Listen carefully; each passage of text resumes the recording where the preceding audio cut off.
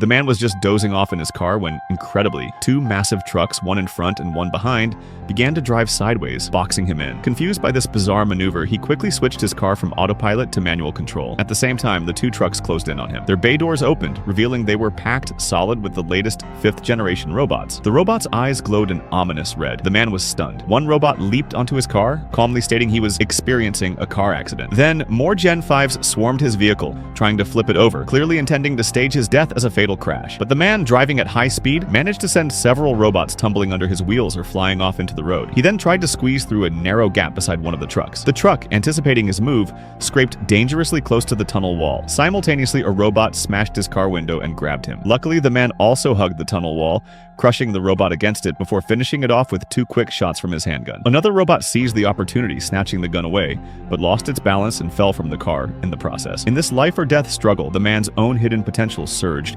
Using the terrain to his advantage, he systematically took out the remaining robots. With a daring 360-degree spin of his car, he sent the last of the attacking robots flying. The wreckage of one of these robots happened to roll under the tires of one of the trucks, causing a short circuit and a massive explosion. However, in the chaos, the man himself crashed into a support pillar and was knocked unconscious. During the time he was out, automated cleaning robots began tidying up the scene. When the man finally came to, he saw his wrecked car inexplicably lurching towards him. It turned out one robot had survived. It grabbed a steel pipe and began swinging wildly at him. After a few blows, the robot seemed surprised that the man could block its attacks with a single arm. The truth was, part of the man's body was also robotic. Now it was the man's turn to fight back. As they were locked in a stalemate, the police arrived. At that moment, the remaining robot, like a programmed martyr, leaped into the fiery wreckage of the truck, destroying itself. Later, back at his apartment, the blonde woman showed up. She had discovered his secret, the robotic parts of his body. Years ago, the man and a young girl had both fallen into the water. He had ordered a nearby robot to save the girl first. But the robot, calculating survival probabilities, chose to save the man instead, as his chances were deemed higher. The man survived, but the girl drowned. He firmly believed that human life should never be reduced to a calculation. No matter how slim the odds, he felt